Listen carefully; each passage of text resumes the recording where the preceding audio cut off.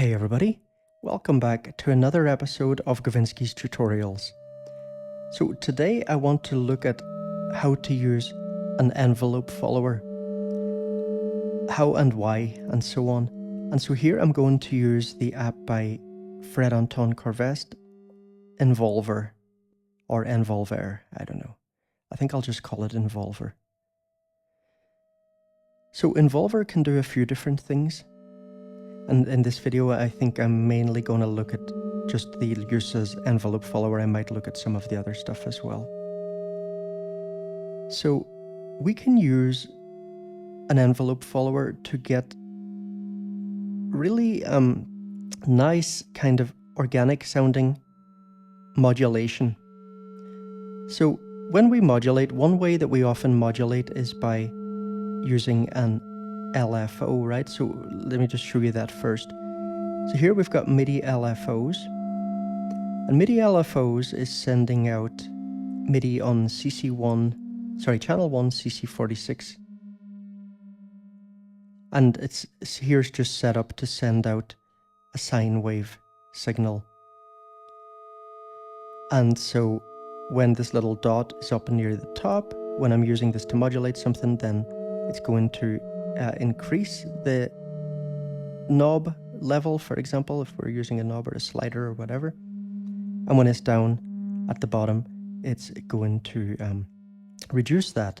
So open up here, things fold, just as a little example. And in AUM, we do this like this, of course, just click on this little thing. Now, easiest way, just click here and press on the thing that we want to control. So I'm choosing fold amount, and press learn, and it has picked up that this is sending out CC46. No, do make sure that you've got it selected here also as an input source.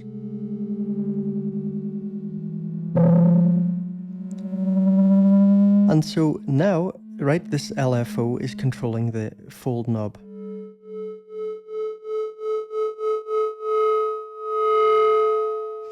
So that's cool, but what if we want to do something different, right? So what if we want to make the fold knob increase when the volume of fundamental 2 increases, and to decrease when the volume of fundamental decreases. So for this, we can use an envelope follower. So let me bring in Envolver again, and let's just look quickly at Envolver. So we have this left and right, and let's just use left here. So this is sending envelope to MIDI. That's what we want to choose to use it as an envelope follower. Channel 1 CC1. So let's click on fold. Click here and here. I have bypassed MIDI LFOs, and I'm only sending CCs from FAC Envolver. So if I press learn, it should pick that up, and you see now it's changed to channel 1 CC1. Good. So now you see this fold button is moving, but now it's being modulated by the volume of this synth.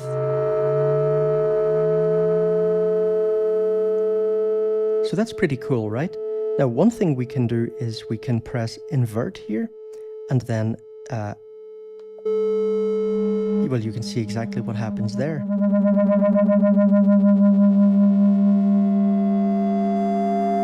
So this invert is also what you would use if you want to use this to do side chaining.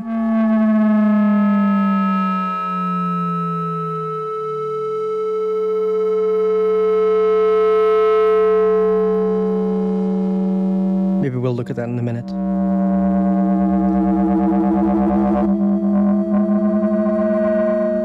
So here we can increase the depth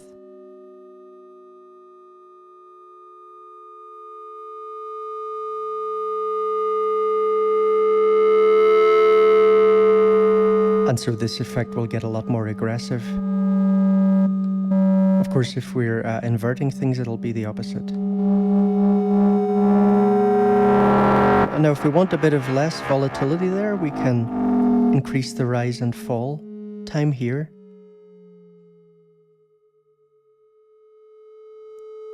So it'll take longer to increase and it'll take longer to decrease in value.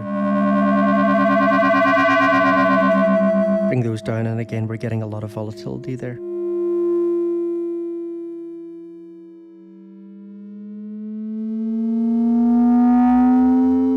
So that's an example with fold.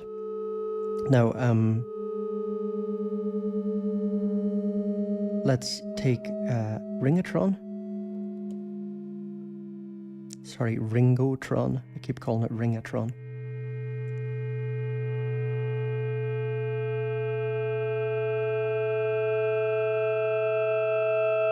So here I want to check, I'm going to unlink these.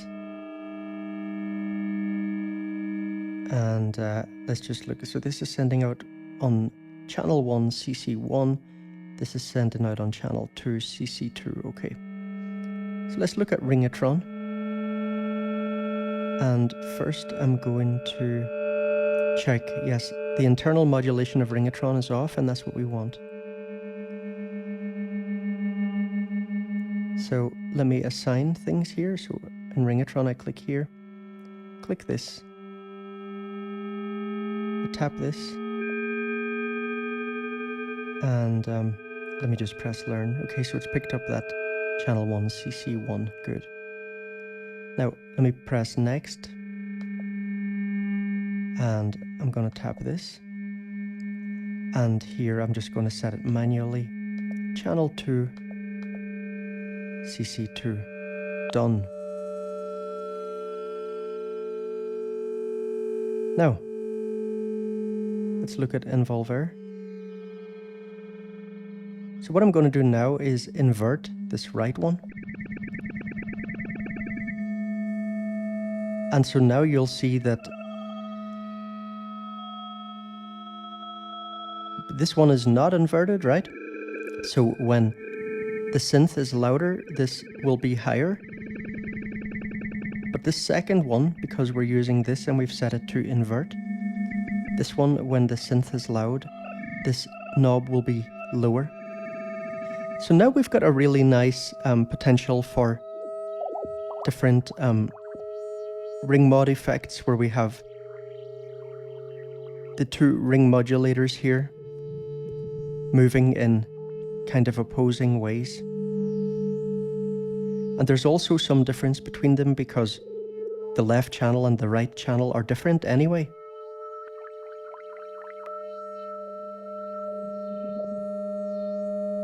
So that is cool, right? Now, let's look at sidechaining. So let me just bring up Rausmacher Noir. And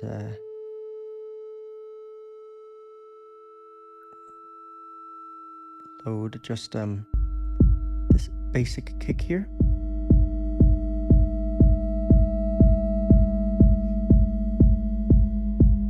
So here I'm going to open a fresh instance of Envolver. And what I'm going to do now is set things up so that we can make the synth go quieter when we have the kick sound.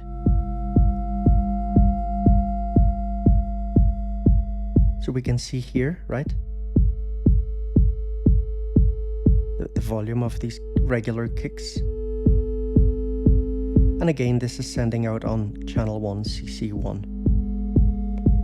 So I mean, there's a few things we could do here with this. So let's take that off. So we could just apply that to a filter or some kind of filter-like effect. Right here, we're just using distortion.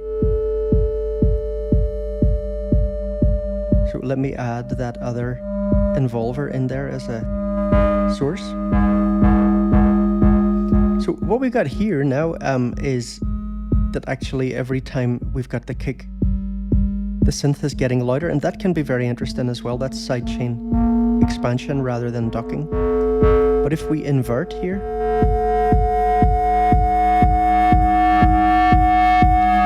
then now fold is increasing in the space between the kicks.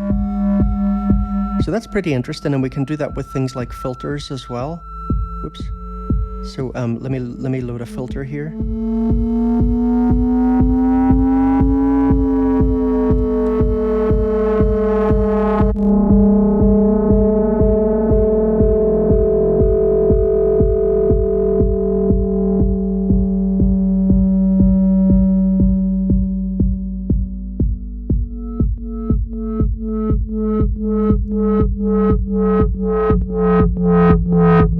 Alright, so we can do stuff like that.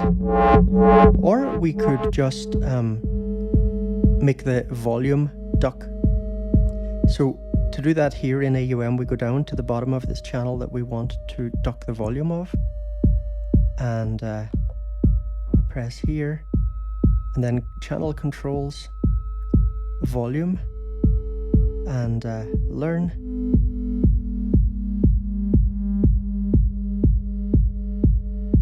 And now you see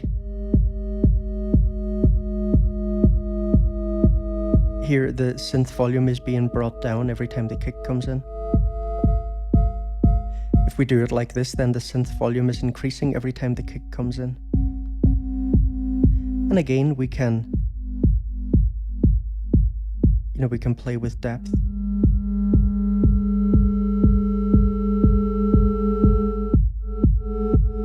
And we can change the rise and fall for a more subtle effect.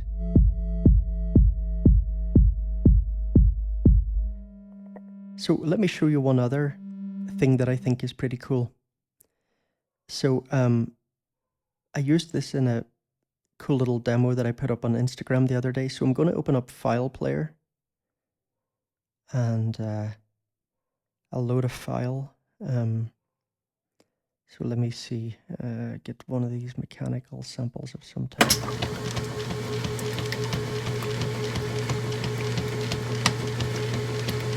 I want something with a bit more dynamic. I should just demo these.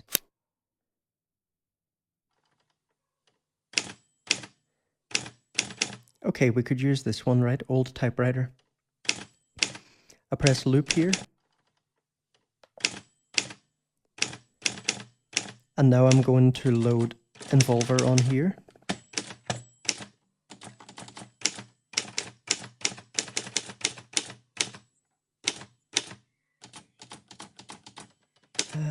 What have I done? I've frozen that, okay.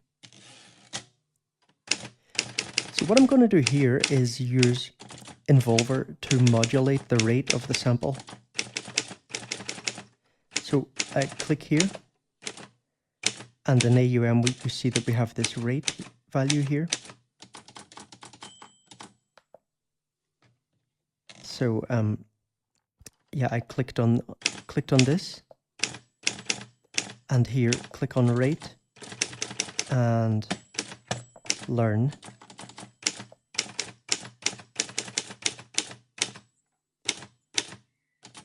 And I need to remember to add this new Envolver that I opened as a possible source.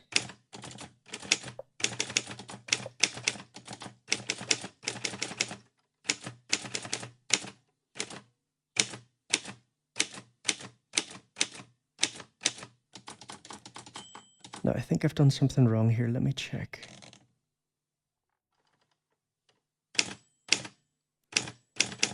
Okay, channel 1. Ah, I didn't press learn there, okay. There we go.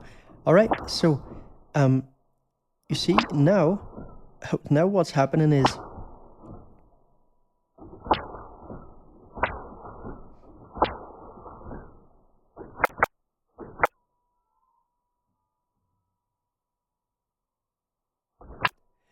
what's happening here is that when this is loud, this is getting faster. And then when it's quiet, this is getting slower. Now, because this has a lot of very quiet stuff in it at the moment, then we're getting a lot of space between the little clicks of the typewriter keys. So we can reverse that by inverting this. And see, now it's getting faster in the spaces, and then it slows down briefly. Now again, we could, use rise and fall to kind of tune that a bit more the way we'd like it, and play with depth.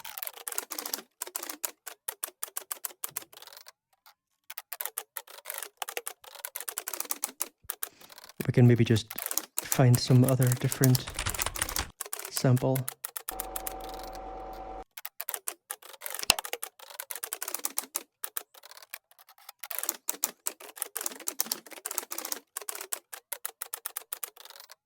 I'll get something else different entirely.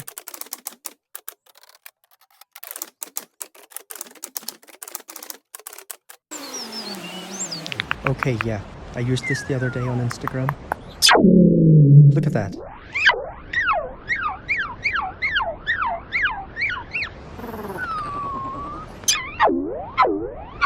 So cool, right?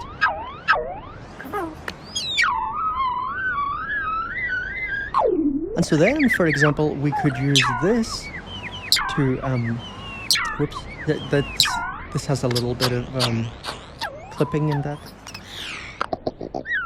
So we could use this to sidechain the synth.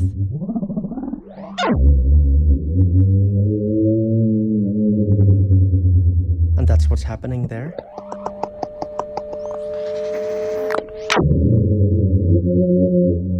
So you see, when this gets louder, then the synth is getting quieter.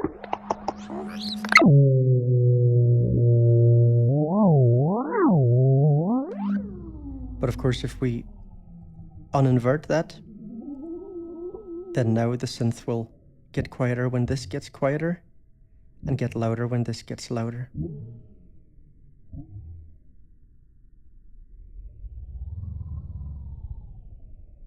I like it with the inverted one.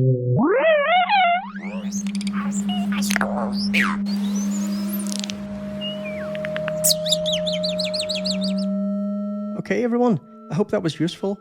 I just mentioned as well another cool tool, and actually much better in many ways than FAC Envolver for doing this, for doing envelope follower stuff, is MMM by GS DSP.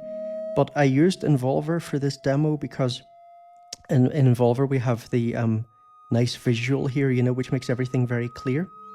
But MMM is really great because if we look at the different types of modulators that we get here, we get all kinds of stuff. 2D LFOs, random macro, blah, blah, blah. Oh, no, I've opened the wrong one here. I've opened MMM, which is their free one, which doesn't have envelope followers. So let me just get... yeah. Okay, so this MMM one, we have to open actually as an audio effect, of course, to use as an envelope follower. Yeah, stupid me. So I click here and let's search MMM. Okay, there we go. So this one, if we click here now, we'll see that we have followers. And this has all these other different types of followers that you could use. So amplitude followers, so that's the same as what FAC Envolver is using. So, using the loudness as the basis for how the signal will be formed. But you have all these other choices like pitch, so that when the pitch is higher, then the modulation signal will be higher and so on. Spectral brightness, that would be when the input signal is brighter, then you're getting higher signal values and so on. So maybe I'll come back to this in another video. But I'm going to leave it there for today. Hope it was useful. Please smash the like and write a comment if it was. And it'd be interesting, for example, to hear if you have any thoughts about creative ways to use envelope followers. Like, I think this changing the playback rate of a sample is a pretty interesting way to use it.